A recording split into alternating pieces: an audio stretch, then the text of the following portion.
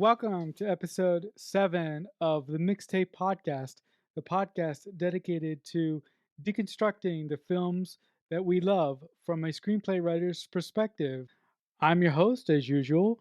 My name is Marcelo Inestroza, and I'm joined, as always, by my shaman of death, the person that physically is sucking the love and joy that I have for Hollywood out of my soul by every conversation we have. Anyway, that's unimportant. I'm trying to teach him that Hollywood is corrupt as fuck. I'm trying to teach him that. Okay, just so everybody's clear. She is succeeding, guys, so don't worry about that. Anyway, you've heard her already. You've heard her multiple times on this podcast. I'd like to welcome my friend, Dean Stark. On today's program, we are going to be talking about one of my favorite films from childhood, 1994's The Last Starfighter. Before we start, I have a question for you, Dean. Why do we keep doing this to ourselves? Why do we keep picking movies that are fucking dear to us? Why do we do this? I don't know why. I don't know where we is coming from, because all these picks are your picks. These are not my picks. They're your picks. So maybe you should be looking in the mirror and asking yourself, why do I want to fuck my life up? Why do I want to fuck my childhood up? Drag Dean along with me? Why? This is a question you probably should be asking. I don't know. Maybe it's just I like pain and suffering. You do. I know you do. I know you do. I don't. You do. Dean, you want to kick us off? Yes, so this week, like my lovely co-host said, even though he tells me I'm the shaman of death, which sounds fucking bad. It sounds fucking bad. But anyway, we're doing The Last Starfighter, which was not released in 1994, as my lovely co-host thinks. It was released in 1984. It is directed by Nick Castle, and I just want to give a shout out to the composer Craig Safan, or Safan, I don't know how you pronounce it, and we'll get into him in a bit. So, The Last Starfighter. High schooler Alex Rogan conquers the last Starfighter video game, only to find out it was just a test, and is transported to another planet as a recruit to join a team of the best starfighters to defend their world from attack. Now, this is, like Marcelo said, it's one of my favorite childhood movies as well. The opening scene I really liked because I have a thing with unnecessarily long opening credit sequences in movies and in TV shows. I skip it. I don't care who produced it. I don't care who the fucking art director was. I don't care. Some people care, yes. I don't care. Studios and production companies think people want to sit through 10 minutes of fucking credits of people that... Listen, if people want to see credits, they stay after the movie. After the movie, you got all those fucking credits, okay? Before the movie, please don't do this. But this movie has opening credits. I love them. It's not a nostalgic thing. They tell you who you need to know. It's quick. It's only a couple minutes. But the reason I love it is because instantly we're in outer space. So it's like, okay, you know this is kind of a sci-fi space movie. And then you've got, The Last Starfighter. It says kind of who's in it, who directed it, who wrote it, all that. But the music, this is why I brought up the composer, Craig Safan. The music is epic. It's kind of like Star Wars, but in a different epic way. I love the music in this movie. Do you love the music? I mean, it gets me into it. It's like, oh, okay. It's like, I don't know. It gets me into the whole 80s sci-fi feeling. Do you get that with the music in this movie? For those of you who are listening at home, she's not lying. She cannot sit through an opening credit sequence or a main title sequence together. What's the point? What's the point in having 10 minutes of fucking credits nobody cares about? Get into the show. Get into it. That's it. The opening credits to this film are very, very, very Star Wars-y. But the thing that I really noticed while I was watching the film today in preparation for this conversation is that the credits or the music over the credits is like if Star Wars was a lullaby, right? And if it wasn't so verbose and if it wasn't so John Williams in your face, that's how these opening credits to this film sound to me, and it just lulls you into a false sense of security. And uh, the opening sequence with going through space and then ending up landing in the trailer park, the director does a really good job at showing you what Alex's life is at the trailer park, and he does a really good job at introducing all of the early principal characters that we're going to get to know for like the first 30 to 40 minutes of the film before Alex you know goes into space. So I really like that because that really continues something that we like on the podcast, show don't tell, and a lot of directors don't do that. And it was really really telling that this film was handled with a sense of respect and care just for that aspect alone. I agree with everything you said. The setup of this movie is so good. It's such good writing and directing. Like you said, the first scene is in the trailer park, so you know exactly where you are.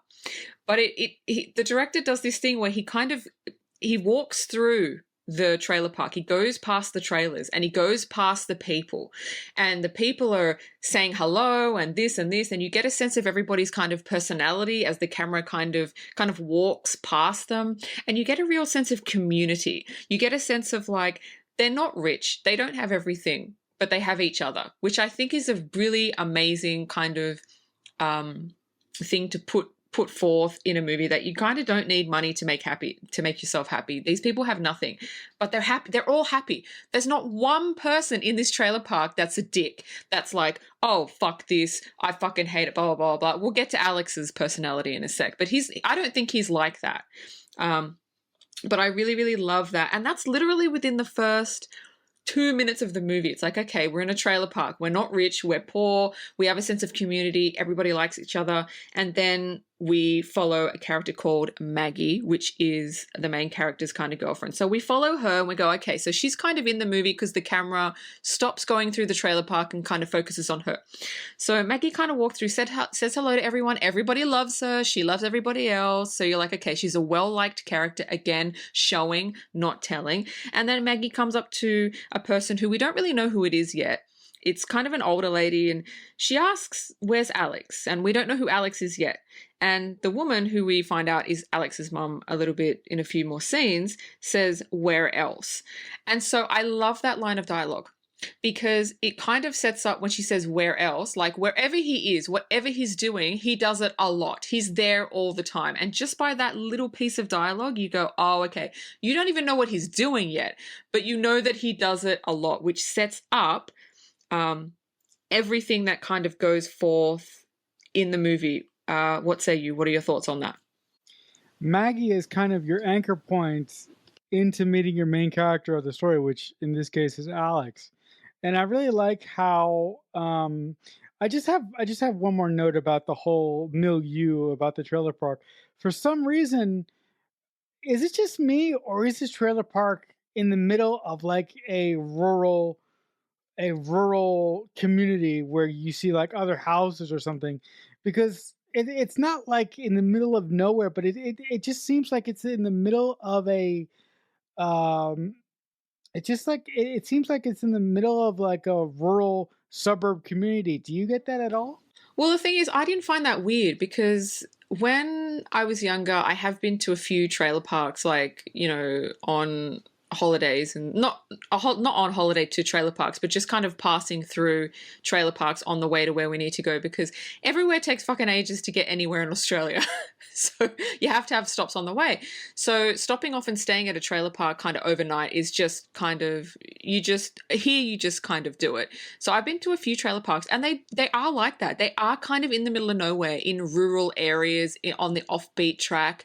And it's kind of set up like that. There's trailers, and then that's it. And you kind of just self-sufficient. So when I saw that setup, to me, it made sense, because I've been in trailer parks and I've seen how they are. So personally, I didn't think it was weird. As far as using Maggie as the anchor point to meet Alex, and you are so right. That line of dialogue when Maggie speaks to Alex's mother, and she says, where else could he be? That really tells us two things. Alex is there a lot, and also that hints at the fact that Alex isn't happy with his place in life and he wants to remove himself. He wants to remove himself from his current situation. But we're gonna learn more about him, and we're gonna learn more about his reasons as to why he wants to leave the trailer park. But that's a wonderful, wonderful setup that the writer of the film did just in one or two lines there. Yep. So the next scene, we see Alex, and we see him playing an arcade. And oh, fucking, I love this old school 80s. I mean, it was made in the 80s, so of course it is. But now you don't see like a lot of arcade places. They're closed, so you don't see many arcade games. So watching this movie and see him playing like a big boxy arcade games, which I used to play like all the time when I was little, it was so awesome. And he's playing an arcade game called Starfighter.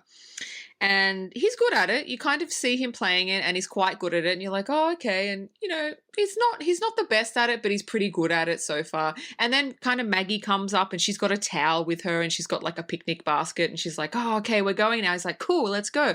So he kind of goes up into the road and a truck full of his friends, you know, all young, because Alex is maybe like 18, 19, getting ready to go to college.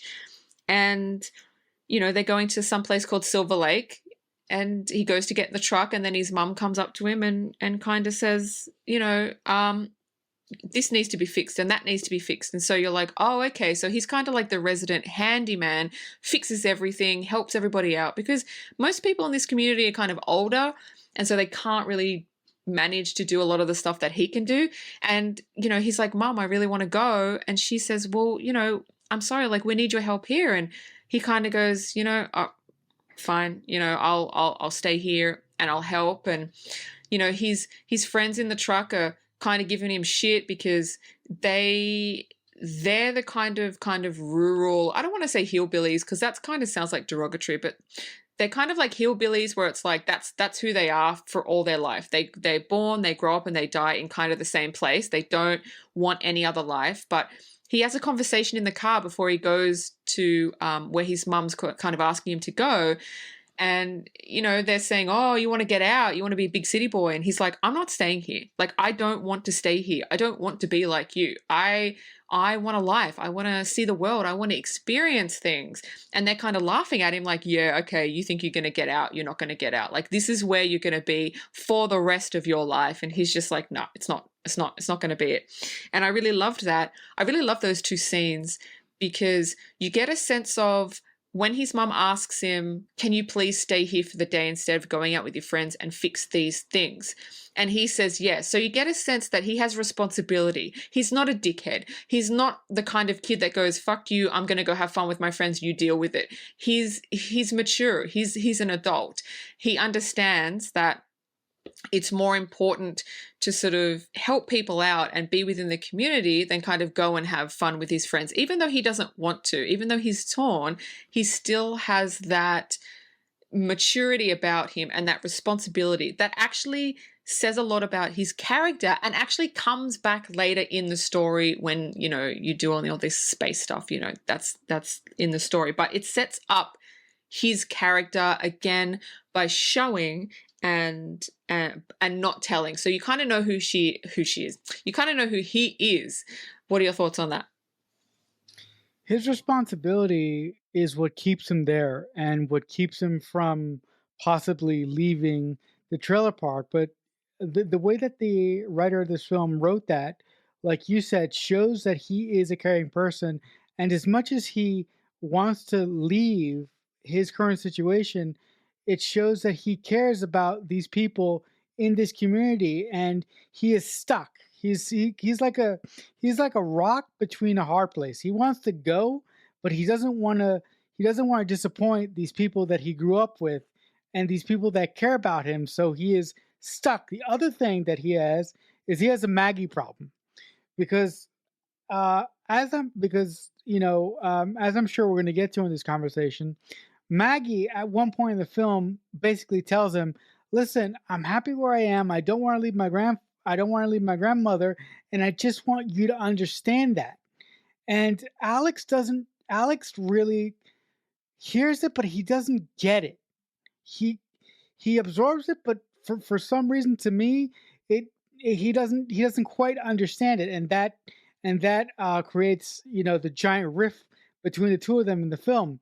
But I really like how you said it, Alex is, you know, Alex as a character is grown up, but the, the main thing that keeps him stuck there is his responsibilities to everyone else. That's the main reason why he can't get out and why he can't leave. The conversation that he has with Maggie, the one you just brought up, I love because, like you said, he doesn't understand. She doesn't want change. Like she doesn't, or that's what it sounds like. Because he says to her, "You're scared." It's not that you don't want it, it's just that you're scared of change. And she basically, you know, gets her guard up and says, "You don't know what you're talking about." But it's true, she's scared.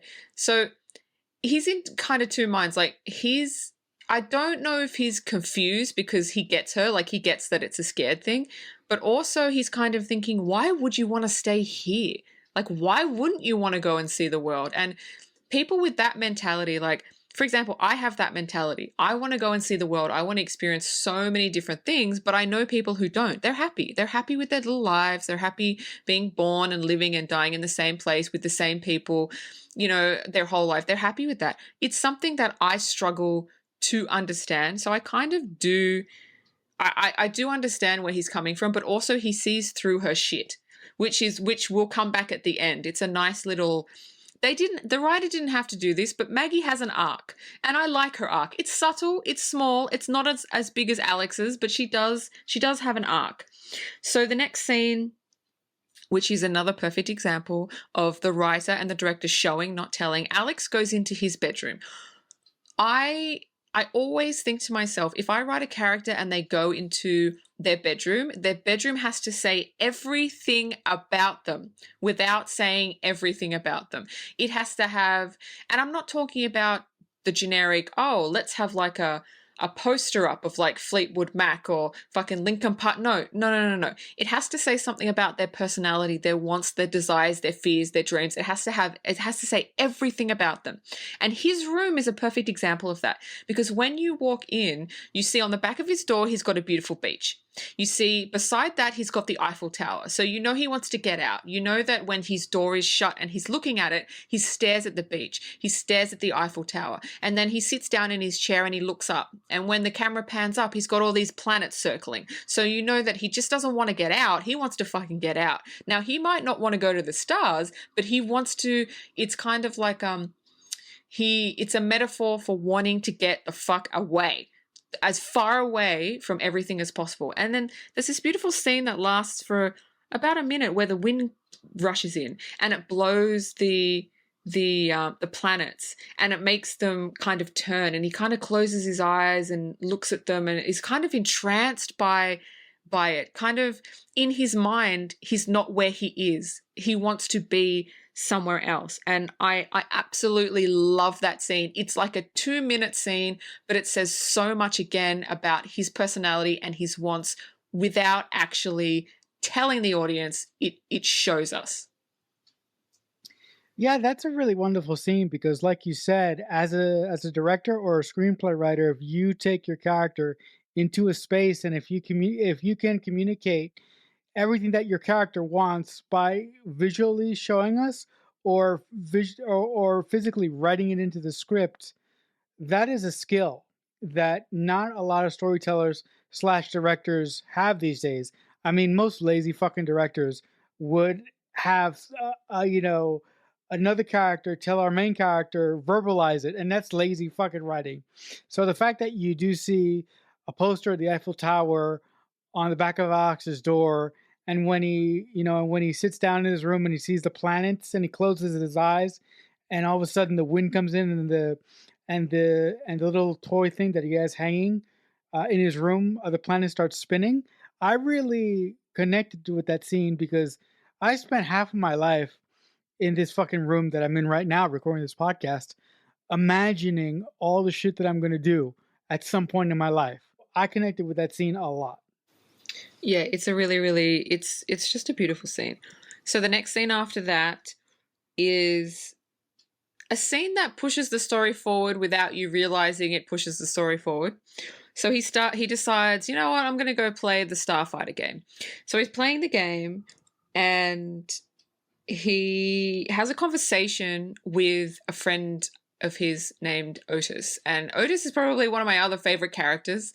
And he basically says, Otis is like, what's wrong? Like, you look down, and he's saying, I never do anything for fun. It's like I'm not allowed to have fun. Nothing is ever for me. Everything is always for everybody else. Like, when is it going to be my time? When am I going to like do something for me? When are they going to let me be me and have fun? It's like, and at that moment you're like, oh my God, like you just feel so bad for him, because you know that he's a good boy. He's not a dick. He's a good boy. Even though he does things that he doesn't want to do, he knows that it's the right thing to do. He knows that responsibility comes before, being an 18-year-old. Like, he gets that. But also, he's an 18-year-old and he just wants to have fun. He wants to go out with his friends. He doesn't want to have this responsibility, but he can't.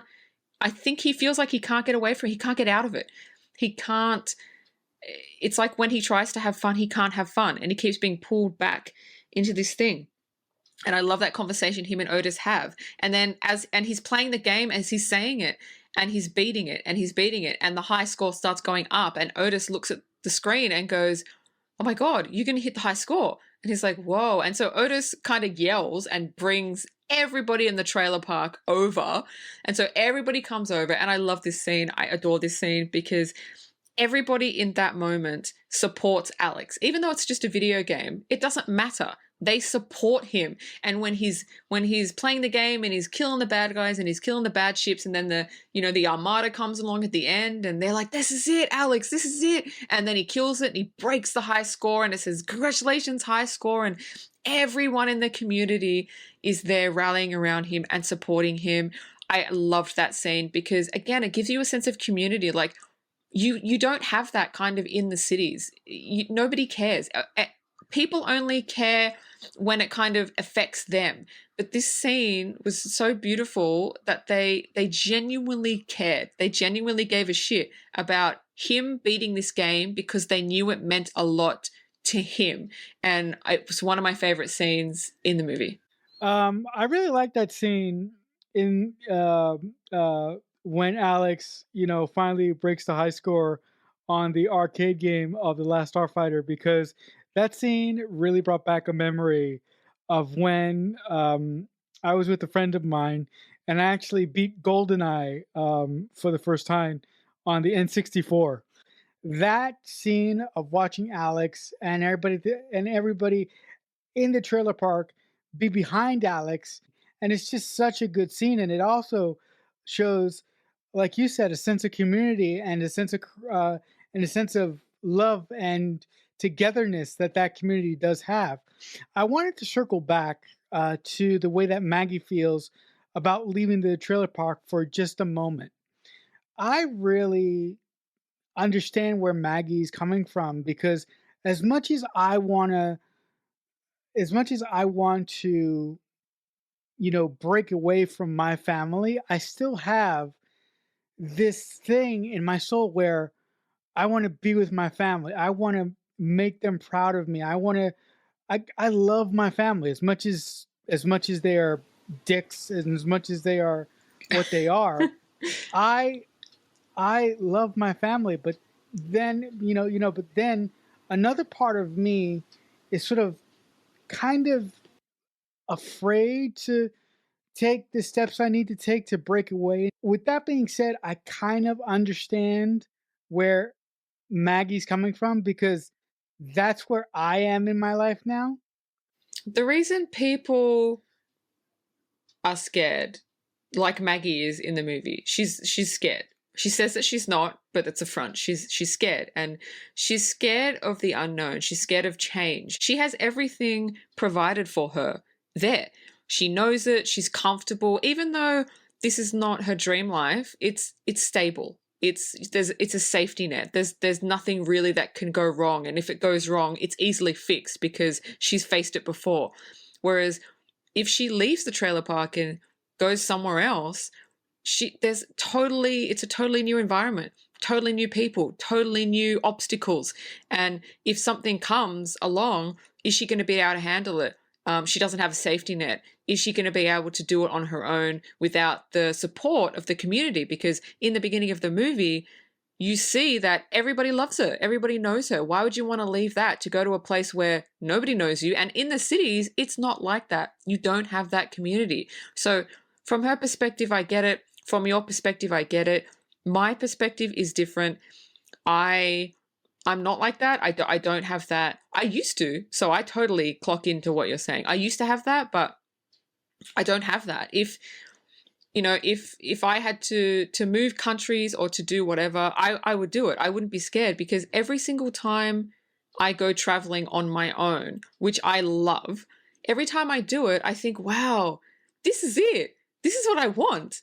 I just want to go places I've never been before, experience things I've never, and I know that my family will always be there. And I know that my family will, if I struggle or if I fall or if I need anything, they will be straight there. So I know I've got that safety net, but I know I'm kind of not going to need it either. I think my force within myself to change and to see the world and to experience everything overrides my fear. But I understand where you're coming from, because I've been there, and I understand where Maggie is coming from because I have been there also. And you get out of it. You do. You get out of that fear. It becomes, what's the word? You get to a point where the fear dissipates, where your need to break out of where you are is more powerful than your fear is to stay. Okay, so after Alex has that amazing high, breaking the record, he goes home and he's on a high. He's happy. He's like, oh man, I just broke the record. And then fucking his mum walks in and kind of gives him a look, and he's like, Mom, I broke the record. And she's like, oh yeah, that's good. And you're like, oh, okay. There's some, this guy just can't catch a fucking break because there's bad news coming. And she pulls a letter. He's been waiting for a letter for a loan to go to a college that he wants to go to.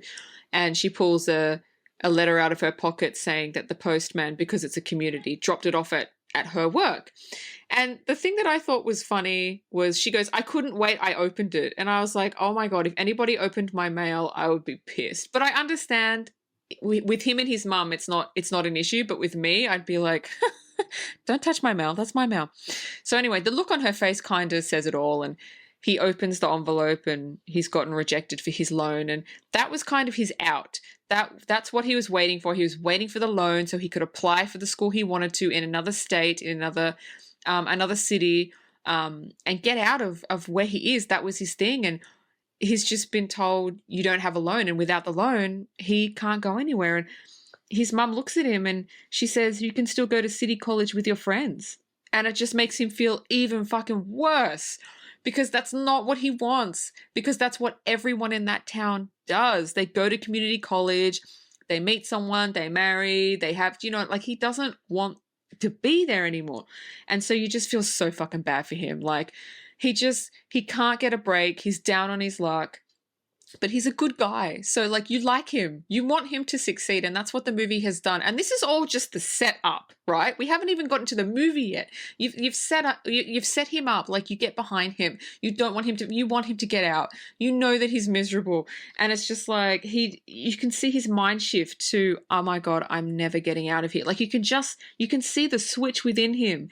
And you just feel terrible. And then he just decides to go for a walk to clear his head. And as he's on the walk, this is when the inciting incident happens. This is when the story gets pushed forward full force. I think this is about 25 minutes into the movie, I think. He goes for a walk and he hears something behind him and he turns around and there's a car that looks eerily like a DeLorean. It's not, but it is, because you've got that side, it's silver and it's got that side door that goes up. And just a little side. Space DeLorean. Yeah. And just a little side note, the director wanted it's on purpose. It looks like a DeLorean. He says he wanted it to be DeLorean-esque, but obviously he didn't want to rip it off because he didn't want to get sued. But he said he wanted it to look like it, so that's why it kind of looks like it. And he turns around, this door opens, and he's kind of like, what? And you're kind of like, what? Because so far, if you don't know anything about this movie, you just think it's about some guy who plays a video game and he's down on his luck. And then suddenly this like space car comes up behind him, and I remember watching it as a kid because I didn't know what it was. There weren't trailers. You couldn't go on YouTube. You just kind of looked at the movie and goes, oh, okay, cool. And so when that happened, I was like, oh, whoa, what's this? This looks like Back to the Future. And so he kind of goes up to the car, goes, who is this? And this guy, steps out. And he's like, who the hell are you? He goes, oh, I'm Centauri. And he's like, what?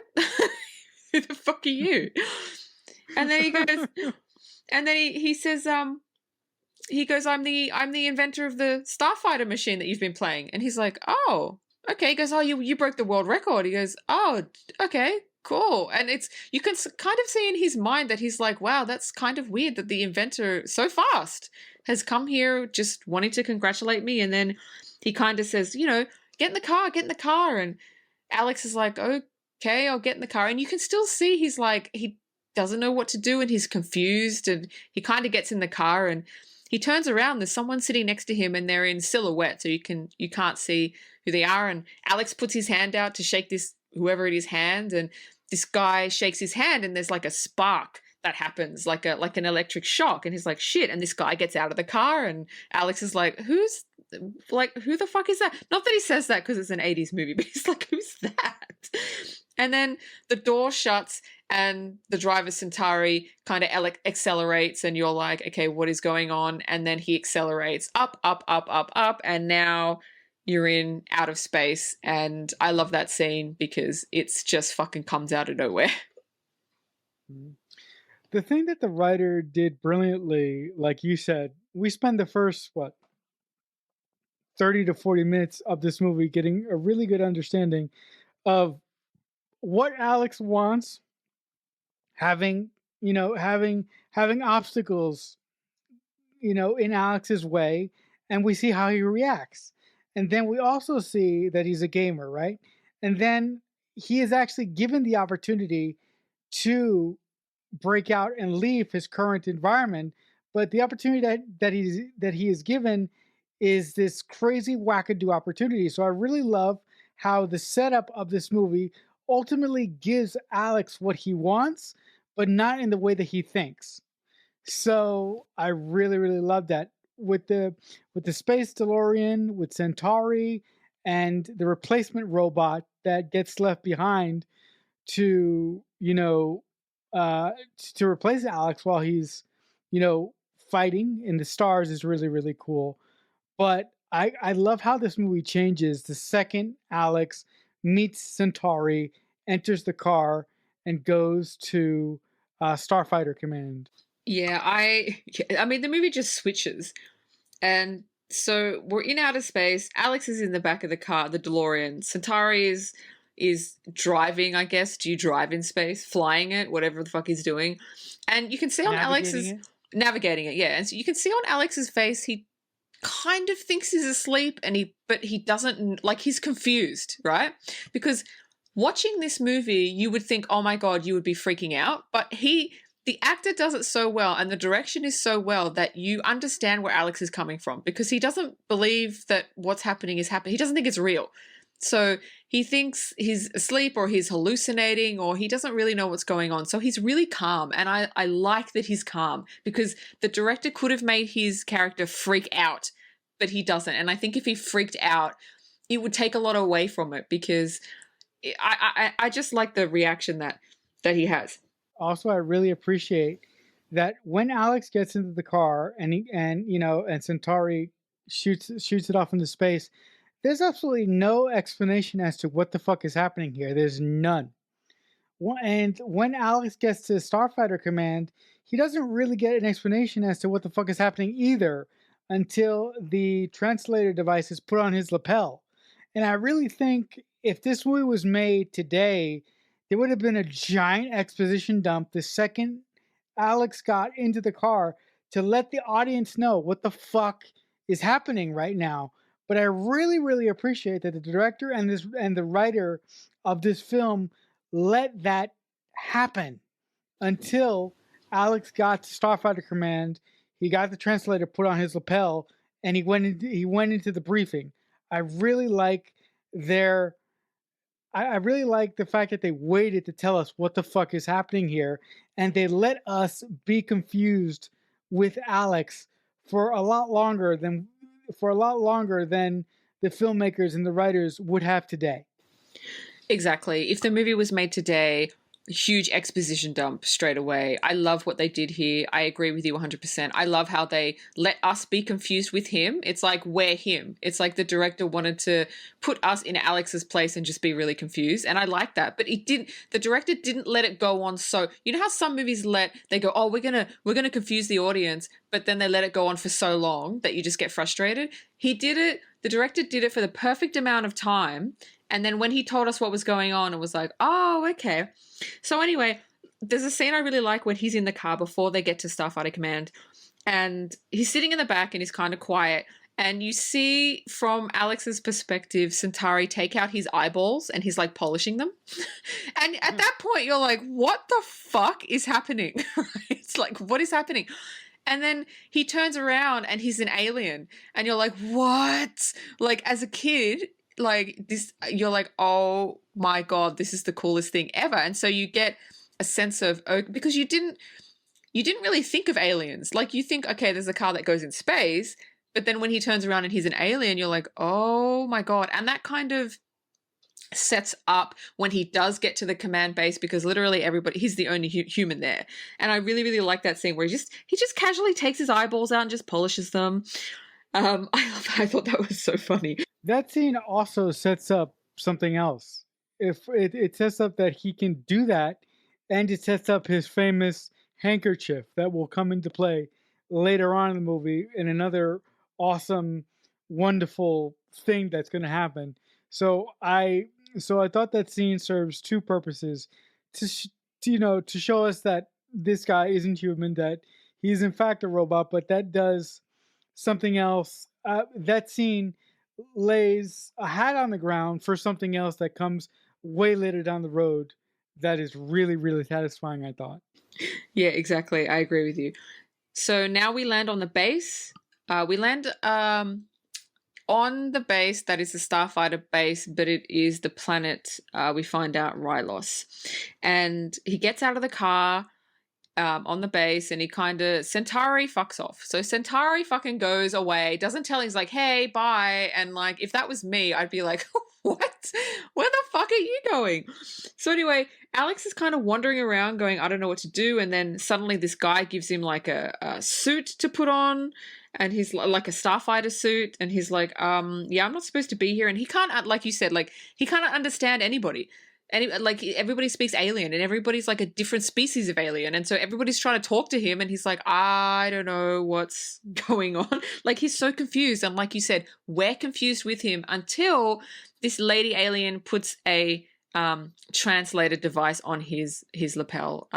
And you know, now everybody speaks English because he's got the translator on. He's like, oh, okay. But even then it's kind of confusing because he kind of starts asking questions about where am I, blah, blah, blah. But anyway, I digress, okay? That's another scene coming up. There's a scene in between that, which I love, and it freaked me the fuck out when I was a kid. And it kind of still freaks me out now. So Alex is on the base. We go back to the trailer park. And we see Maggie, and he knocks on Alex's door, bedroom door. And she goes in and she kind of sees like a body under the sheets, but you can't see who it is. And she's like, oh, Alex, blah, blah, blah. Like she's trying to talk to him and he's not talking back. Like, oh, I heard about the loan, blah, blah, blah, blah. He goes, oh, I'll leave you alone. I'll leave you alone. And then as soon as she walks out, the blanket comes off and it's just this close up of this really grotesque head. I can't even, it freaked me the fuck out when I was a kid. Like it's so gross. It looks like if you were to grow like a clone, it looks like it's like halfway to being a person. It was like breathing, like, oh my God. It was like the pod in Existence. It was like that. Like it was fucking, it was gross. Did you ever find that bit freaky? Because that I mean, even watching it yesterday, I was like, oh my God, that's so gross. So gross. Oh hell yeah! I had this movie as a kid on VHS. That shows you how fucking old we are. And every time that scene popped up where Maggie says, "I'll leave you alone," and the replacement droid pulls off the sheets, and you see like his, you know, half cooked, growing head. It's really, really unsettling. It's tremendously, tremendously unsettling. But I do have something else to say about Centauri. When Centauri leaves Alex on the base, and he sort of fucks off, as you put it, I really love the character quirk that the writer put in that Centauri is a fucking cheapskate. Because the next time that we see him, he is negotiating with somebody, and then after Alex sort of says, "Hey, I really don't belong here," Centauri is negotiating something with some other guy, and he sort of just takes what he's trying to negotiate and he fucks off. So I love the fact that they kind of put that little quirk into Centauri that he's a fucking cheapskate, and he like wants to like accumulate wealth or something. I don't know if you picked it up at all, but I did when I saw this film earlier tonight for me. Yeah, Centauri's a total cheapskate. I I mean, I don't know what that has to do with the story. I don't think it has anything to do with the story because he's not in it that much. Like he grabs Alex and then there's like two other subsequent scenes he's in and then that's it. So I think even if you left that out, like it doesn't really bring much to the story in my opinion. You know, I mean, if I was gonna rewrite this story just a little bit, I would have. I mean, this would really undercut Maggie's story. But if I knew I wanted to do this from the up, from the get go, I would have given her a little bit more meat while she was in the trailer park. I would have brought Maggie up with Alex from the start, and Oh have no, I them. wouldn't have done that. It No. yeah. But hold up. I would have actually. I would have the you know before I would have done that. I would have given her uh much I would have done a lot more with her on the trailer park, and then I would have brought her up with Alex because I really thought um unlike you, I thought that Maggie got underused in this film, and I really didn't see much of an arc for Maggie in this film. So that's why I would have written her differently in the scenes in the trailer park, and I would have brought her up with Alex and have her experience what Alex is experiencing in space, so to speak. Because I did not like the way that Maggie's character was handled in this film. I think that's where I think that's the major dividing point in this film for me and you that I'm sure we're going to get into at some point. Yeah, I think for me I wouldn't have done that. I would have kept it how it is because when I write heroes, I feel like the hero's journey. Let's try that again. I feel like the hero's journey is done alone. It's solitary. Because Mm-hmm. if you have someone with you, if he had Maggie there, it's a safety net. It's it's someone that he knows, it's someone that can comfort him. Whereas the hero's journey is all about overcoming fears. Not to say that he wouldn't have done that with her there. Maybe she would have been a support to him. Maybe it could have been done that way, which has been done a lot of times. But for me, the way that I write this, the hero is solitary. And like with writing heroes that do research and stuff like that, the hero does everything on their own. And the only way they can overcome fears and really become the person that they need to become is alone. So I like the fact that she's not there giving him support, saying, it's okay, you can do it when, he doesn't need it. Does he needs, I mean, look, how many times have I said this to you? Like, you don't need what you think you need. You're strong enough to do it on your own. And I love the fact that he doesn't have anyone. He doesn't know anyone. All he has is him. And through the course of the movie, you see him overcoming fears. You see him becoming who he's meant to be. not relying on anyone, not needing anyone, not having anybody's support. He's on another fucking planet. I don't even know if he's in this galaxy. All he has is himself. And it really shows character. If you can do that on your own, you can do anything. So I like that Maggie wasn't there. I think she would have been a hindrance to him, because I think heroes should do things on their own because it makes them stronger, just like in real life. Okay, so now we're back to Alex on the space station on planet Rylos, and he's walking through the space station. He's been told where to go, and he starts to see things from the game. He starts to see ships from the game, and he's like, "That's from my game." And so you just subtly, and so as the audience, as the viewer, you're going, okay, because you still don't know what's going on. You're still fucking confused at this point. And he's still not panicking. He's still in the, is this real? Is this not real? I don't know what's going on. I'm not going to panic, because he's set up as a character that doesn't panic. So it wouldn't make sense. And I hate that when characters are set up one way and then something happens and they panic, and you're like, but they didn't set that up. They didn't set that up like, that character wouldn't panic. It's like setting up Lara Croft and then something comes out and she panics. Like, no, they have not set Lara Croft up to panic. So I like the fact that he's not panicking and he's not doing any of that. And then he sits down. I think he has a conversation with Centauri. That's when Centauri's playing that game and you find out he's like a hustler.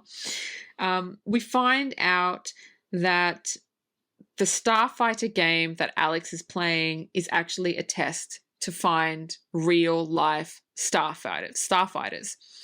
And you're like, oh, it's a test to find. And when I was a kid, it blew my mind. I was like, oh my God. And I was thinking, if I played an arcade game and I got the top score, is that going to happen? Like, depending on what I'm like, am I going to get recruited for like a police officer if I like top some gun game or something, like some police game? I don't know. I was a kid, but I just thought that storyline was so cool. And then Centauri starts to explain, yeah, I designed the game to find starfighters, but that actual arcade game was supposed to go to Vegas. I don't know why it went to kind of like bumfuck nowhere, but it did. And he's like, I guess the universe knew kind of where it was supposed to go. And it's funny because everybody around him, they like Centauri, but they think he's kind of a dick. They're kind of like, what, like he's unconventional. He's a nice guy, but he's just like, nah, like you wouldn't sit down and kind of have lunch with him, but they don't hate him, but they kind of have a love-hate relationship with him. He's just kind of like that person that's there that people tolerate. And everybody's going, oh my God, you brought a human here, and he's trying to explain it, and they're like, oh my God, you done fucked up. And he's like, no, he beat the game. And they're like, who cares about a game? And he's like, no, but I designed it, blah, blah, blah. Like he's trying to explain it. And all these alien species are like, yeah, because Alex doesn't look like a starfighter. He looks like a skinny 18-year-old kid that doesn't know up from down. And so they're looking at him like, oh, okay. And the next scene, so he sits down, Alex sits down, and he gets a briefing by the Emperor. And in the middle of the briefing, Xur gets introduced. Xur is the bad guy. He's the villain, and he comes up, and when I was a kid, and I still love this now, even though the graphics are not great. He comes up as a big holographic head, like right in the middle of the fucking room. Like, and I'm like, that is so cool. And he's got this really unnaturally big forehead and like this little bit of hair that goes around the back. And whoever they got to play him, I don't know who that actor is, but that actor is so awesome. So he just appears in the middle of this monologue the Emperor is giving the starfighters. He's a floating head. And do you love that scene? I love that scene. I found that that scene is really great because that scene really establishes that that guy does not fuck around. And did you find it funny, before he shows up, for some reason, the director of this film thought it would be a good idea to add wind into the space where the head shows up, and I'm like, wind? Do they have vents open or something? Do they have space windows open or something? Because I did not notice the wind. I didn't notice. Before Xur shows up, like a half a second before, Alex's hair starts moving and there's this wind effect that happens. And I'm like, what the fuck is that? They're in space. Maybe it's like the hologram when it appears, it's like windy. I don't know. I'm Yeah. grasping. I don't fucking know. I don't know. Can't explain That's that one. okay. I'm glad I didn't notice it. Otherwise, it would be a fucking nitpick. Yeah. But anyway, No, but I think that this scene does two things. It establishes that Alex is way over his fucking head, that he shouldn't be there in the first place, and secondly, it establishes that this guy Zurg is not fucking around, because this guy Zurg is the son of the guy of the general who is leading the resistance against Zurg. So you have you have that familial dynamic. So I like that very much. But the thing that I like the best in this scene is the fact that um, the commander of this resistance sent a spy to get some information from Zurg, and Zurg ended up capturing him. And this guy melted his fucking oh brain yeah, melted with all a over the place. goddamn laser. Yeah. But that's not the best part. The best part is we get to see it. And Yeah. as a kid, I fucking love that so much. I Yeah. loved it, but it terrified I loved it, but it also scared the shit out of me. Yeah. I was like, he's Because melting his brain. it, it is so terrifying to hear this guy scream, and it sort of just sits there and it echoes with you. It's just so great. And then and then the next scene that you see is Centauri going, "Oh, this is fun. It's gonna be great." And I'm like, "No, this is not gonna be fucking great. We're all gonna die." I love Centauri. I love Centauri. So, I like correcting you, right? I swear to God, I'm going to come off as such an asshole, but I'm not. I don't live. Okay. I only correct him because it's hilarious. I don't go around. I'm not like a correction Nazi. Okay, I don't correct everybody. It's just Marcelo. Hold up. I just want to say, guys, just so you don't burn her at the stake. You guys need to know that I love her. It's fine, okay? It's in love. It's not in hate or anything like that. He's the only one I correct because it's hilarious. So, Zurg is the villain from Toy Story. Okay, Zurg, which is Xur, Zur without the G. This is our villain. Okay, so Zurg, people are going to be like, "Oh, the Toy Story villain," which could be the same, but it's not. So that's all I just wanted to say about that. And let me just say, the makeup design in this movie is so great. There's no CG on the makeup, okay? Every single alien you see is prosthetics, and I think is done, like for 1984, even for now, I think it's just amazing. Like Krieg's makeup is so good. Like it's just, it's flawless. Did you like the makeup design of the characters? Because I just think it was fucking awesome. Yes. The makeup design was top notch in this movie, and you don't really get that anymore. Like today, if this movie was made, these guys would probably be CGI, or it would be a lackluster makeup job. But the makeup design, the set design in this movie, everything is done with such care. It might not be to today's standards with visual effects. Let's be honest, it's not. But everything is done with such love and care that movies like this don't get made anymore, and it's just a shame. Yeah, it is. It is a shame. But lucky we've got movies like this too, if we want to go back and kind of look at how things were done. So Zur is introduced. Now Zur gives us vital information we need, because Alex has been brought in as a starfighter, but he doesn't, like, what's he fighting? We don't, at this point, we don't know why they're recruiting starfighters. But when Zur comes in, and as villains do, I've said this before, they fucking say their whole fucking story as if the like general guy doesn't already know the story. But I mean, it's for exposition. I get that. That's fine. I have no issues with that. So the whole thing with Zur, bad guy, blah, blah, blah, blah. So Zur was once one of them. because he's the son of the general that's giving the speech to all the starfighters. Now, Zer got to a point where he thinks Star League, so they're in Star League. The starfighters are recruited for Star League. He thinks Star League is weak, and he wants to take over. He wants to rule Rylos, which is the planet that they're on, and the starfighters need to defend the planet and the starfighter base from Zer, because Zer is power hungry. He wants to take over. He thinks he'd do a better job at ruling it. And then that's when the footage of the spy comes in, and you kind of get a gist, okay, this guy's not fucking around. Like, if you're captured by this guy, he will literally melt your brain. So he gives exposition, but it's needed. So you go, okay, you know why Alex was recruited. You know why the starfighters, you know what they're fighting for. You know what they're fighting against.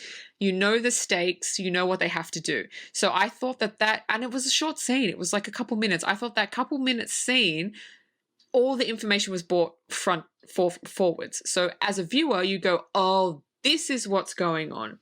So the starfighters have to protect the Star League against Zer and the Kodan Armada, which is his armada. So I love that scene. And after that scene, I thought it was funny because Alex was like, yeah, not going to do this. And Satari was like, you sure? He goes, no. And so the next scene is basically Centauri taking Alex home in the flying DeLorean because Alex is like, I'm not doing this. Like, this is not my fight. I'm not doing it. So he kind of takes him home. But that whole scene with Zer and the exposition was great. Is there anything more you want to say about this? And then I'll move on to the next scene. No, after that scene, don't we get a better look at the villain of this piece where he asks for a scepter? Or does that come later? Because I don't. This is the next scene that I'm going to talk about. So after Alex is flown home by after Alex is flown home by Centauri, after he sees Zer and goes, fuck that, I'm not doing this, we go to a place called the Frontier. This is where Zer is. So we see his base of operations. We see him wearing all black. We see all his we think they're lackeys around him, you know, wearing red. We think that he's like this ruler that everybody kind of bows down to, and we find out everybody basically fucking hates him and can't stand him. And you're kind of like, oh, isn't he like their ruler? But no. They don't like him. They're using him. Zer is the only one that knows where the Starfighter base is, and so they kind of tolerate him. I find that scene so funny because you go to his ship and you're like, oh, he's the head honcho, and everybody around him is kind of like, oh, this fucking guy, like, when can we fucking kill this guy? And they're like, no, he knows where the Starfighter base is. And I just find that so fucking funny.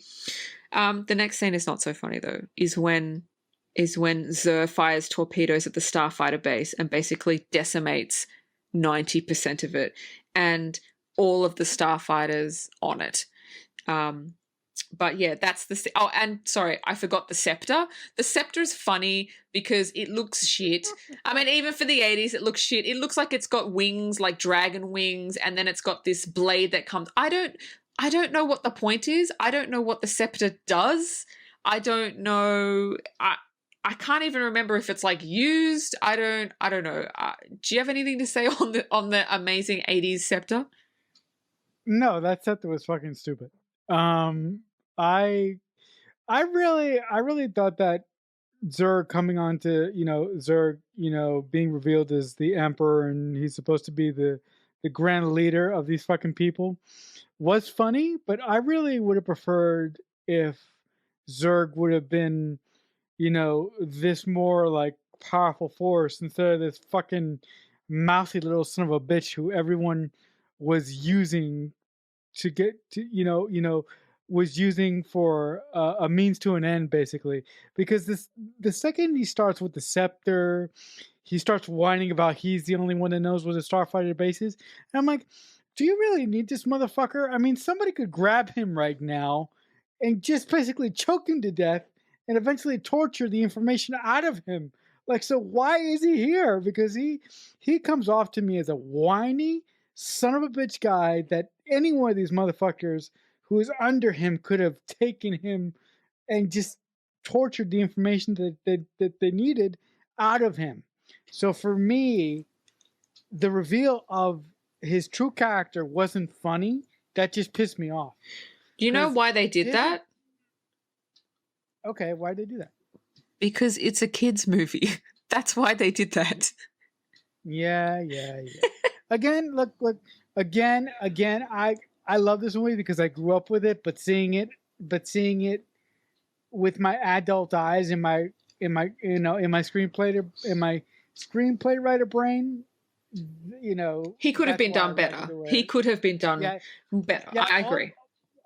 All I'm saying is that he could have been done better. That's all I'm trying to say. I mean, like, even though it is a kids' movie, he could have been done a little bit better, because it's kind of off-putting that, oh, he's not this big bad. He's kind of just a joke, basically. So Zer finds out one starfighter has escaped. I don't know how he knows, but he knows. One starfighter has escaped, and Zer is not happy. This is what I've written down. Zer not happy. The Scepter has like this thing that goes up. It's like a metal rod. So fucking stupid, but it's funny. It's like a knife, isn't it? A knife that like springs up in the middle. For what reason? I don't fucking know. Yeah, I don't know. I don't know. Maybe it's, I don't know. But I'm telling you, when that movie, not when it came out, but when I saw that movie, if you could buy those things, I would have fucking bought one from Toys R Us. I would have 100% bought one and be like, I got a fucking scepter and you don't. Okay? So the next scene after that, Centauri drops off Alex on Earth at his trailer park and gives him like a tracker thing and says, listen, in case you change your mind. And Alex is like, yeah, I'm not going to change my mind. I'm not doing that. It's not my fight. And he goes, yeah, but just keep it in case you change your mind. You never know.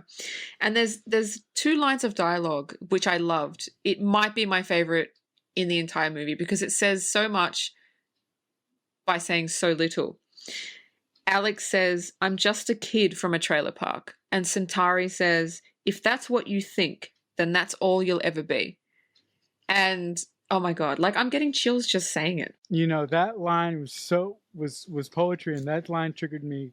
So anyway, Alex goes to his house and goes to get into bed and kind of goes, what the fuck? And, his clone is already there. Now, we see his clone is not all fucked up, grotesque. We see he looks exactly like Alex. And he's just like, to be honest, I have loved Alex's reaction so far. But listen, if I went to bed and I found me in my bed, I would have a little bit more of a reaction than he had. I would be scared. But in saying that, with everything Alex has just endured, maybe he's just like, oh, what the fuck is this then? I don't know. I would have more of a reaction. But then we find out that he says he's a beta and he's an exact duplicate of Alex, and he's left there, while Alex goes and does the star fighting, so his family doesn't freak out. And he says, well, how did you get here? And he said, you shook hands with me in the car. And so you go, oh, so by shaking hands with him in the car, he kind of handed over his DNA in order to create this clone, which I think is such a cool idea. Such a cool idea. He says, I'm a courtesy replacement while you're away. And I was like, oh, that's nice. I've never seen that done in a movie before. That's so nice. But I loved that scene where Alex is talking to Alex. And for the 80s, like, they filmed it in a way where you believed it. Like, you believe that he was talking to him. Like, sometimes it's like they don't film it right, especially in the 80s, but they filmed it really well. I love the conversation that they had. Again, I thought Alex was a bit too calm for seeing his clone. But what are your thoughts on that scene before we go to the next one? He should have wigged out. He really, really, really should have wigged out a lot more. I thought that he was a little bit too calm. Okay, so the next scene is a stranger arrives at the trailer park.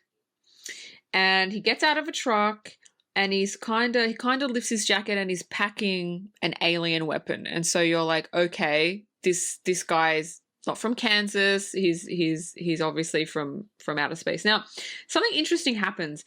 He walks past the Starfighter arcade machine. And as he walks past it, the arcade machine kind of shoots out these energetic like light things to his face and kind of morphs his face into the human, he is human, into the alien creature that he is. And I want to ask you, the only thing I can surmise from that is that the game was outing him. So he looked human, but when the game turned his face into an alien, that's what he really looks like. So that's how I kind of got that, but I don't know if that's what it was. I did not like that at all. I thought that was writers' convenience to tell us that this guy who just stopped there for no apparent reason was a bad guy. The only reason that I could justify it as a writer is by saying, "Oh, this game has a safety feature that if an alien that is recognizable as a threat by the person who made this game, those lights will reveal true, the bad guy's real form or the alien's real form in this case." But that really didn't make sense to me from a writer's perspective. I would have written that differently. Like for example, I would have had the oxygen in the atmosphere affect him and have that turn him into an alien instead of the game itself. Yeah, I don't know where I would have gone with that. I liked it. I mean, yeah, it's writer's convenience, but I don't know, like Centauri, like that's not a regular arcade machine. So it could have things in it, like if somebody walks past posing as a human but isn't, maybe it has a thing that detects it and shows their Right, true right, right, form. So right, that I can right. kind of get behind. So anyway, after that, there's a fight between the alien and Alex. The alien's trying to kill Alex, and then Alex is pressing the kind of the beeper button that Centauri gave him. Centauri shows up, arrives, and explains that this alien, after he kills the alien, explains that the alien is a bounty hunter sent from Xur to kill Alex, and says, look, there's going to be more that's going to kind of come after you. And then we think the alien is dead, but the alien is actually not dead, as nobody's dead. I mean, listen, in movies, if you don't lop off somebody's head, they're not dead, honestly. Even if you shoot them in their head, they're not fucking dead. If you don't see them die, if you don't physically see them die on screen right in front of your fucking face, they're not dead. Yeah. I mean, look, I don't know why Laurie Strode has not cut off Michael Myers' head. Every time she kills him, she's like, oh, I stabbed him. That's enough. That'll do it. And I'm like, what? This is the 10th movie where you've done that. You need to cut his fucking head off, right? Okay, but that's for another discussion on Halloween, which we're not talking about. Okay, so moving on. So anyway, Centauri is explaining all this shit to him, and he says... And so Alex... Just a moment. I mean, I'm right? Fuck. Those Halloween movies shoot me. Don't take this out. That's hilarious. You know what we should do? We should call it the Kirby rule. What? What's the Kirby rule? Yeah, the Kirby rule. If you don't actually see somebody die they're not on dead. screen, yeah, it's the Kirby rule. Yeah, they're not dead. Yeah, I should lead this in.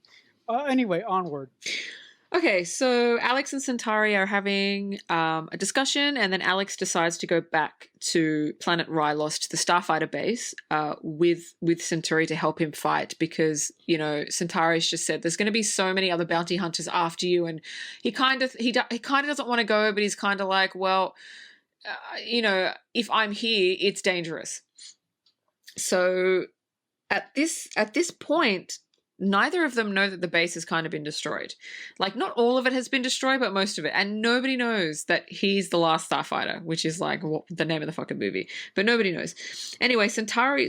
I keep calling him Centauri. I don't know if that's from some other movie. I don't know. Centauri. I had to write it down with an A, not a U.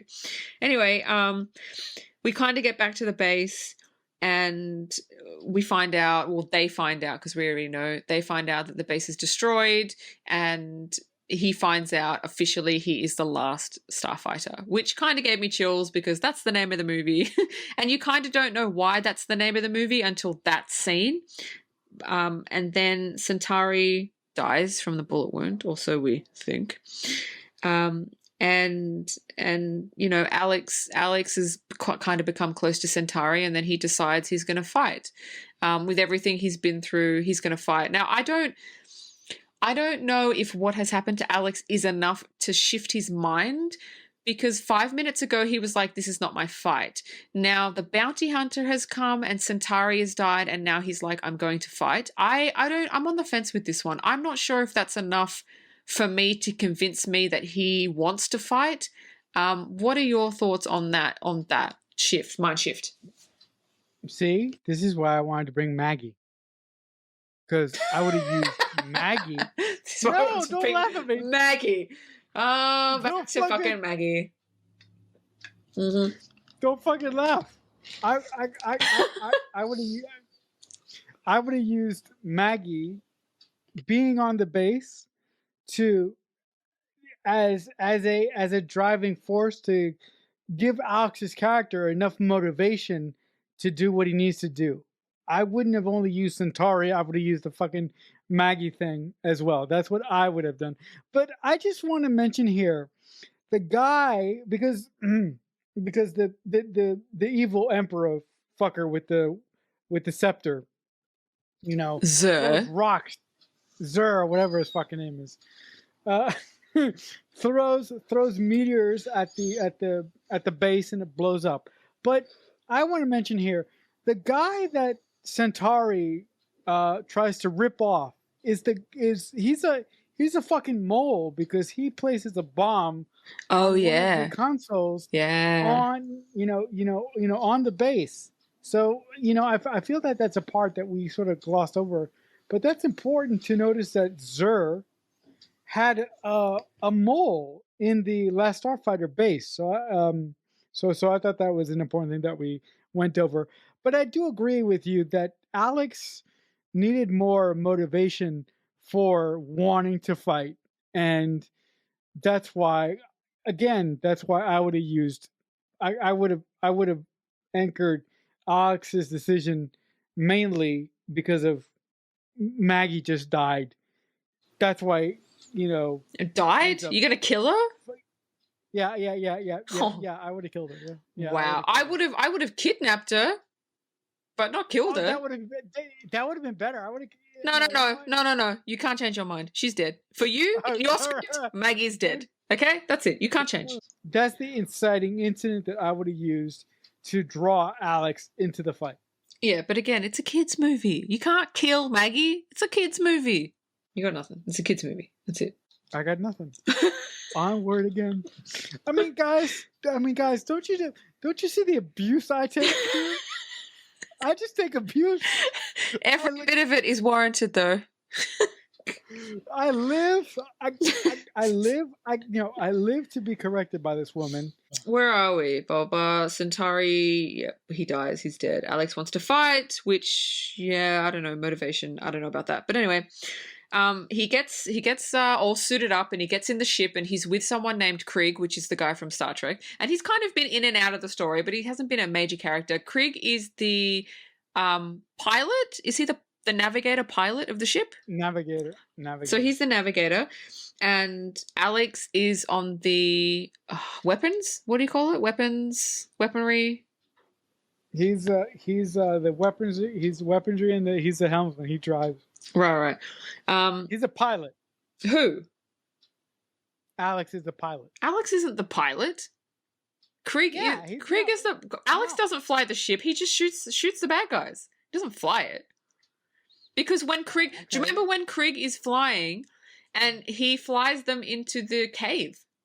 Like Alex, that's right. Alex isn't doing it. He's Alex is weapons. Okay. Yeah, Alex is weapons, and Krieg is pilot. So Krieg is the pilot and the navigator. Yes, and Alex is just weapons. He's just weapons because in the game, in the Starfighter game, that's all he did. He didn't fly anything. He was just weapons. So. And it's really, really cool because when it boots up, he's got a screen in front of him that looks exactly like the game. And you're like, oh. Yeah. And when the ships come out, they look like the game. And then he looks at the controls and the controls are exactly like the game. And he's like, oh, these controls are like the game. And so he kind of you kind of get, oh, he's going to be really good at this because it's exactly like the game, which is why Centauri made the game as close to the real thing as possible, so there would be no confusion. I really like that when he starts noticing, fuck, this is exactly like the game. I love that. Sorry, I was wrong before. This is when he finds out he's the last starfighter, because he's asking, okay, cool, where are all the other starfighters? And Krieg goes, there aren't any, you're the last starfighter. And he's like, wait, we're going to take on an entire armada? Just me and you? And he's like, and Krieg's like, yeah, we can do it. And Krieg's so fucking positive. Like, he's like, yeah, don't worry about it. We can do it. You're the last starfighter. Don't worry about it. And he's like, no, but we're going to take out like an entire armada, like an entire, he's like, yeah, you'll be fine. You're a good, and Alex is like, this is the first time he's actually like freaked out for the whole movie. And I'm like, rightly fucking so. Like, imagine taking on like, I don't know, like the Death Star on your own, like your one little pissy ship taking on, like, it's just like, you just couldn't. Because, yeah, so I understand Alex's kind of fret at this, but he gets there's kind of like a lone ship, and Krieg goes, test it out, just get a feel for the controls, test it out, and just destroy the ship that's kind of peeled off from the armada. And he kind of shoots it, and he kind of fails, and then like he eventually gets it, but he kind of just doesn't get it as quick as he kind of should have, and then he kind of starts getting down on himself because he's kind of failed to show himself that he's a starfighter. Like, everybody's been telling him, you're a great starfighter, you're great, blah, blah, blah. And now he's done it in real life, and he's kind of like dropped the ball. And then the pilot, Krieg, kind of tells him we get a little bit of backstory on Krieg. Whether we needed it or not, I don't know. I don't think we needed it. He tells him about his family and how the reason he fights is because Xur has enslaved his entire family. And kind of Alex kind of goes, oh, okay. And yeah, but any thoughts on that scene before I move on? No, the only thing I will say about that scene is, with every film that we have talked about on the show so far, there's always one or two scenes where I go, okay, this is the one big ask of the movie. And with this movie, I go, it really doesn't make sense that there's no fucking way that Alex and Krieg would be able to survive against, the bad guy's entire armada. That whole thing is ridiculous. It's just so stupid. And Alex is within his right to just freak out because all the positivity in the world isn't gonna take away the fact that the only ship that remains is this one ship from this guy who doesn't really believe him, from this guy who got recruited from a video game. I'll let it go, but it really doesn't work in screenplay, vernacular. The backstory with his navigator, telling him the story about his wife and kids, it's not really necessary, but it's there because it's there, and that's another thing that I let go. But I could have done without that, to be honest. And at this point of the movie, I would have had Alex, kind of go, fuck it, I'm here. I'm going to earn my, starfighter badges, so to speak, by a suicide run. So at this point, I would have had Alex go, fuck it. Either I'm going to live or I'm going to die. So at this point, I would have written it a little bit differently to give Alex that suicide bomber sort of deal, but not in a way, because it's a kid's movie. Yeah. I mean, I don't know. I don't know. I don't want to think about writing it differently. But yeah, I mean, look, having one ship against an entire armada, including a huge, like, it's ridiculous. It is ridiculous. Even if he is like a good starfighter, like, you're outgunned. Like, you can't. So anyway, some more enemy ships emerge, and Alex kind of just gets the hang of it and decimates them, and he kind of gains a little bit of confidence from that, and he kind of thinks, maybe I can do this. Like, maybe if I just put my head down and just go, okay, this is where I am, this is who I am, this is what I've trained for on the game, maybe I kind of can do this. Now, after that, I don't know if I like this or not, because I love the movie. It's hard for me to kind of judge. But the movie starts going back and forth um, between Alex on the ship, on his ship, and his beta on Earth. I thought that there was too much of the beta. I didn't think. Look, I don't care because it's in the movie, but I felt like there was just it wasn't really warranted. I mean, there's a scene where Maggie goes, "Come on, Alex, let's go to the beach," and there's this entire scene where he's in the car with Maggie, with everybody, and it's like a 5-minute scene, and she's trying to tell him to be normal, and he's like trying to be normal, and he's not normal, and then they get to the campsite or Silver Lake, and he doesn't know what to do, and she's like, "What the fuck?" And then the bounty hunter shows up and shoots him, and he goes, "No, I'm a robot. Like, I'm not real. Like, I don't want to, I'm sick of this pretending." And then he gets shot, and you can see his belly is like a robot. And Maggie's reaction is not a reaction. Like, if somebody I was in a relationship with got shot and they were a robot, I don't know. I feel like her reaction was a bit like nonchalant. Like, it was a bit like, "Oh, okay." And then they get in a car and they kill the bounty hunter. Like, it's just a bit like, oh, I kind of wanted to stay with Alex in the ship. I felt like there was no need to kind of come back down to earth. What are your feelings on that dynamic of the shifting? I did not like that shift from going to Alex in space and going back to Maggie with the replacement robot of Alex on Earth. The only thing that I can surmise is those scenes really served. The only thing that I can surmise is the reason why the writer put those scenes in there was to make the audience understand that Maggie still loved Alex, even though that she wasn't with Alex, and that bolsters her decision later on in the film. But I could have done without them for sure. Yeah, well, I mean, look, there was a reason they did that, and this is not in my trivia, but I'll tell you now. The reason they put in so many scenes with the beta is because when they did the test screenings with The Last Starfighter, all the people that saw the movie wanted to see more of the beta because they thought that he was like the comic relief. And so that's why if you watch those scenes with the actor playing the beta, you'll see his hair's really like weird. It's like long, it's weird, it doesn't stay up. It's because they shot those scenes way after the movie was shot. And so they had to put a wig on him to do that because the test audiences were like, "Oh, we want more of the beta." So that's why that shit's in there. But originally it actually wasn't in there. And I'd love to see that cut of the movie. Yeah, so all the beta stuff was just reshoots then, I guess, Yeah, right? it reshoots. Yep. Okay. Okay, that explains a lot. Because I did notice something funky with his hair. So yeah, that me too. explains it. So anyway, moving on with the story.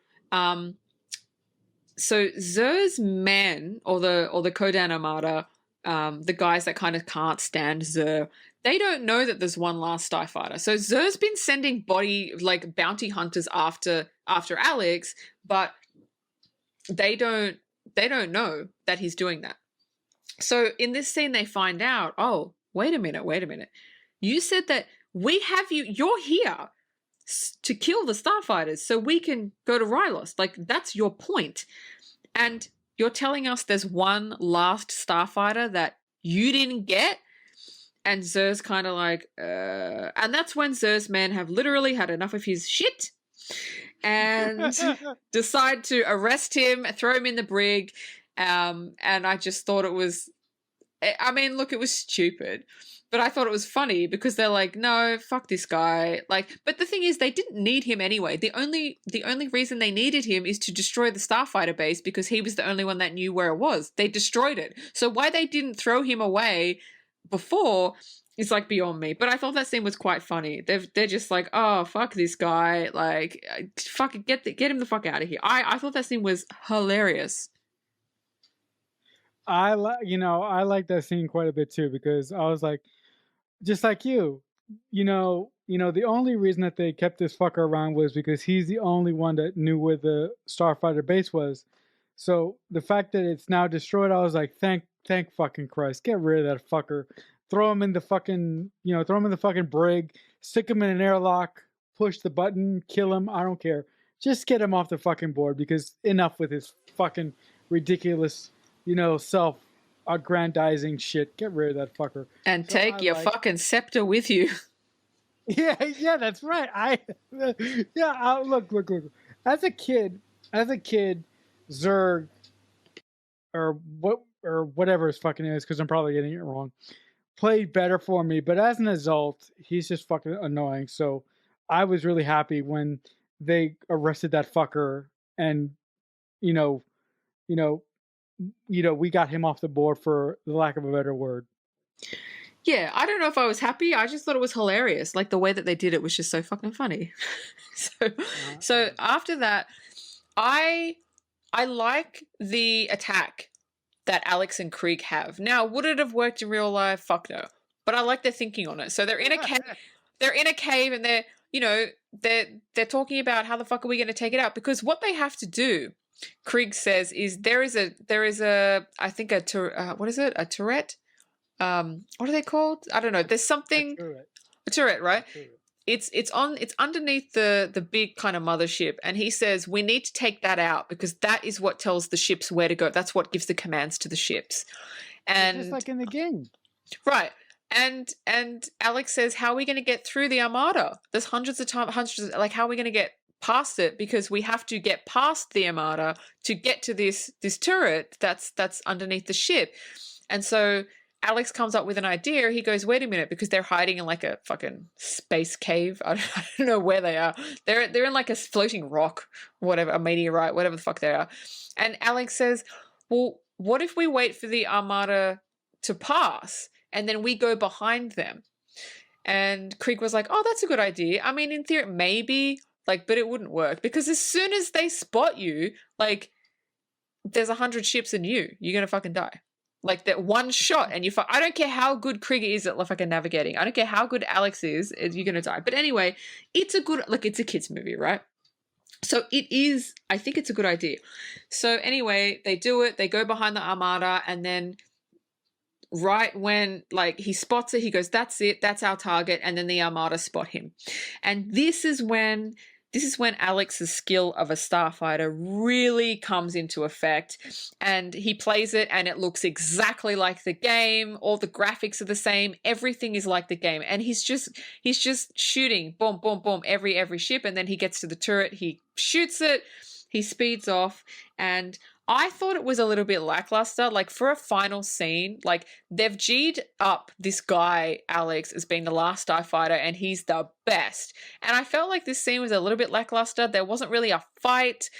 It kind of just came and went. It was like 2 minutes. It was 2 minutes, and then, he defeated everything. He defeated everyone. And it was just, it was too easy for me.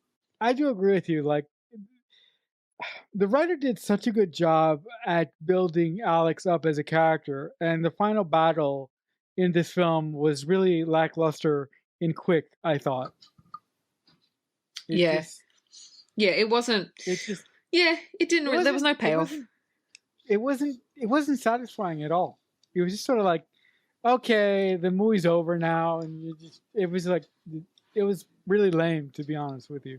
Yeah. So the next scene is he's back at kind of Starbase Command, or what's left of it, and the Emperor or the General, whoever that guy is, thanks him for saving the planet, but says Xur has escaped, and they need to rebuild rebuild the Starfighter Legion. And so it's like, oh, okay. Listen, Xur's escaped, yeah, but the only reason he had power is because he had the Armada. Now he has nothing. He has nobody and nothing. Is he really a threat? No, he's fucking not. So I don't know. I don't know. But anyway, there's a scene after that, which I think is the scene you were talking about, where we see somebody walk into the room with a handkerchief over their face. Mm-hmm. And then it's revealed that it's Centauri, and he's alive.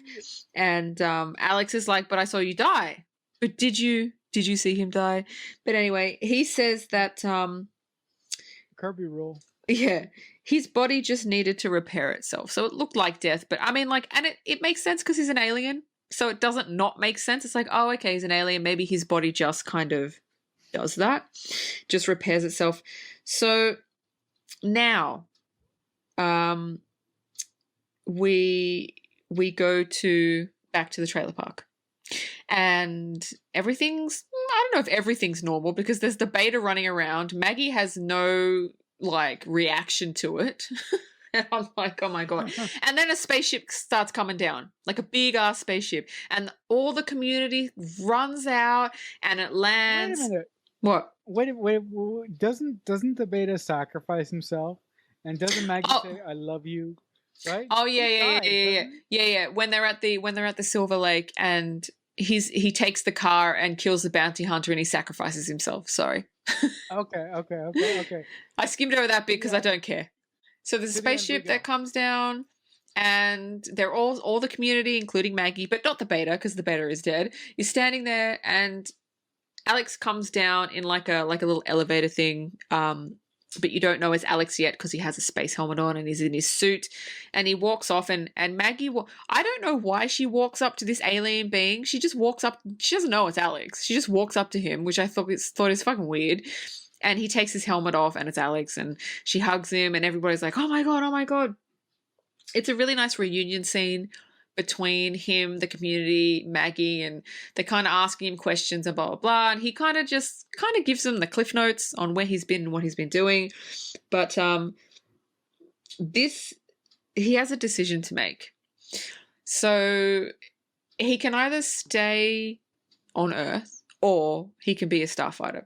And you don't know, I don't know. At this point, you kind of don't know where he's going to go because they need him. They've told him they need you to rebuild the Starfighter Legion, but he's got everything, he's got his family, he's got Maggie, he's got everything.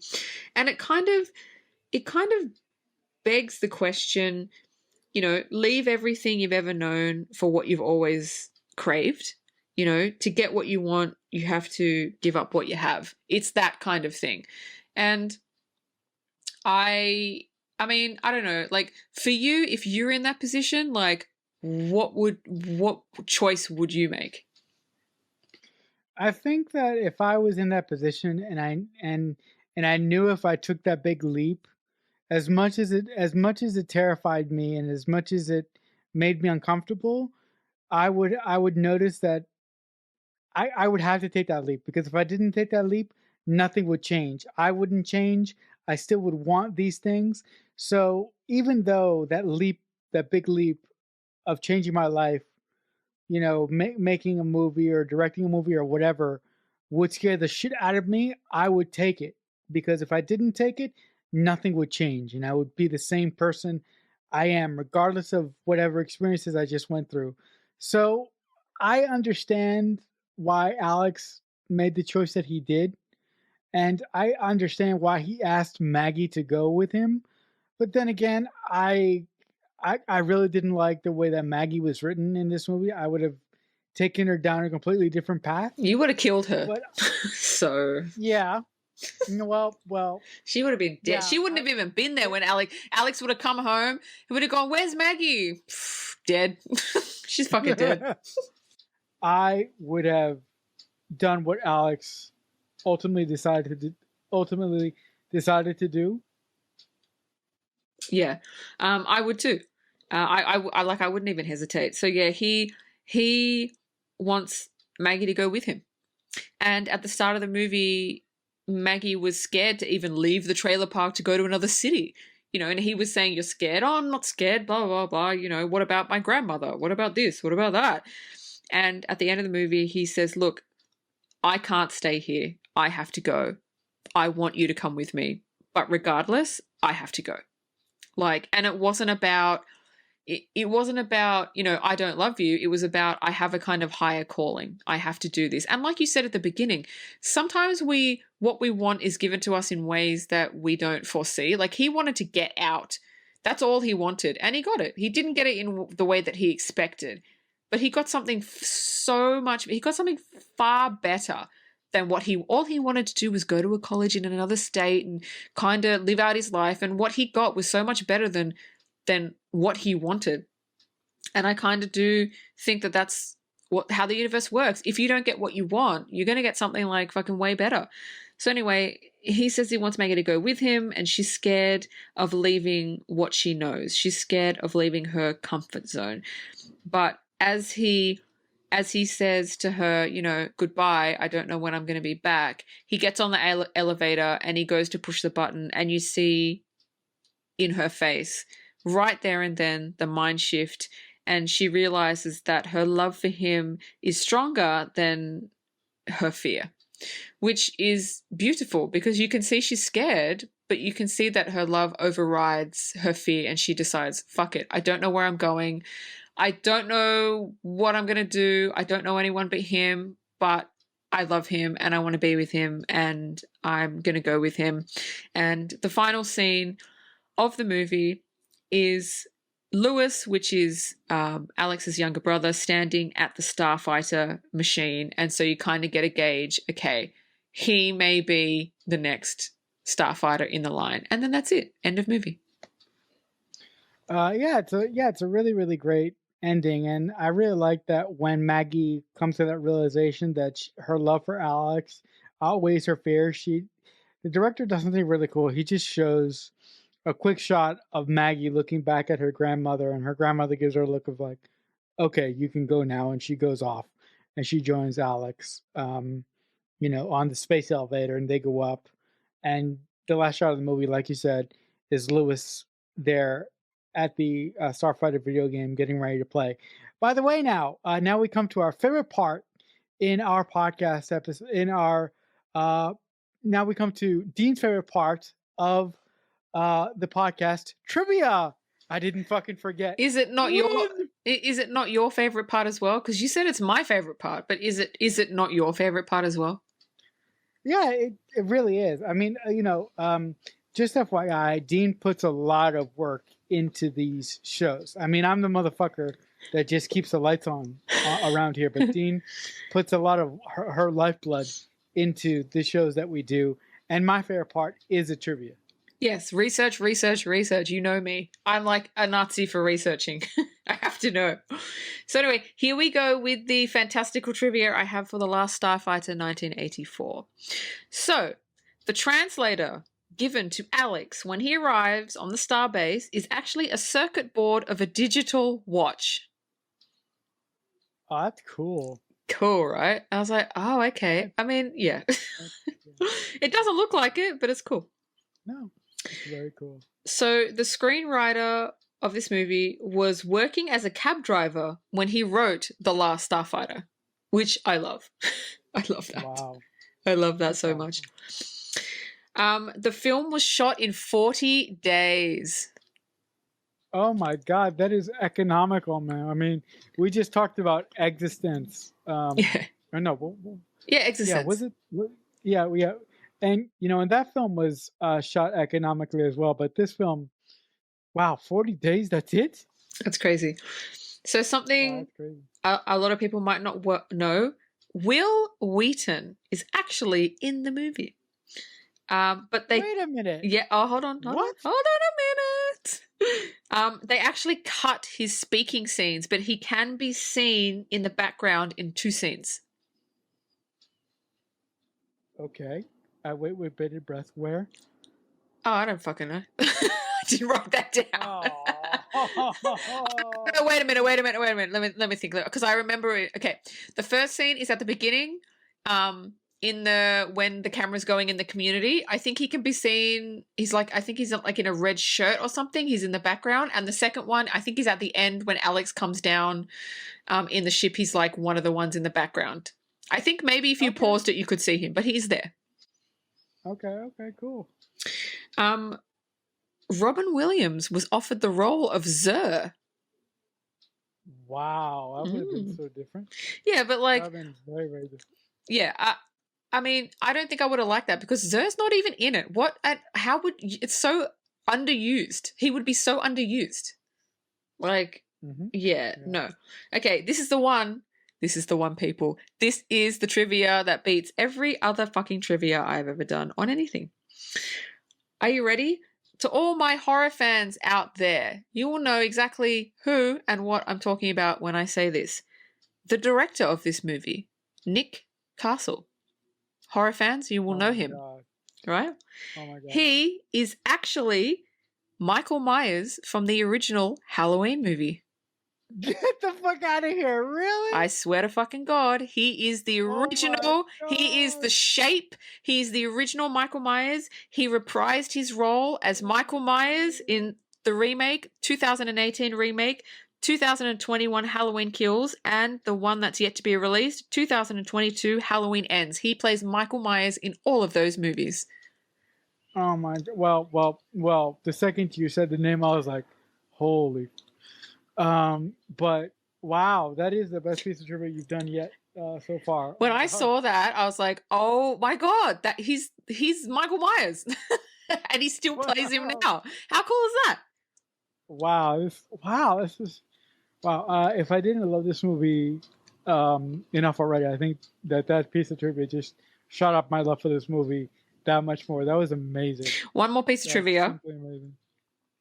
Nick Castle actually also wrote the original screenplay for Escape from New York. Oh, cool. That's awesome. That is really, really awesome. So this guy is an all-rounder. He writes, he directs, he acts. He scares the shit out of people. But I think that'll do it for this edition of the Mixtape Podcast.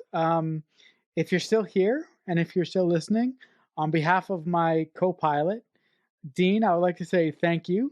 And if you're thinking about coming back next week, all right. So I will. Okay. So I will say it's very near and dear to my heart for reasons that we will discuss. Prometheus. That's the film for next time. If you choose to join us, thank you very much. If you enjoyed this conversation at all, thank you very much. But until next time, if someone is kind enough to make you a mixtape one day, that must mean that they truly love you. The Mixtape Podcast is a Balloonhead Productions presentation.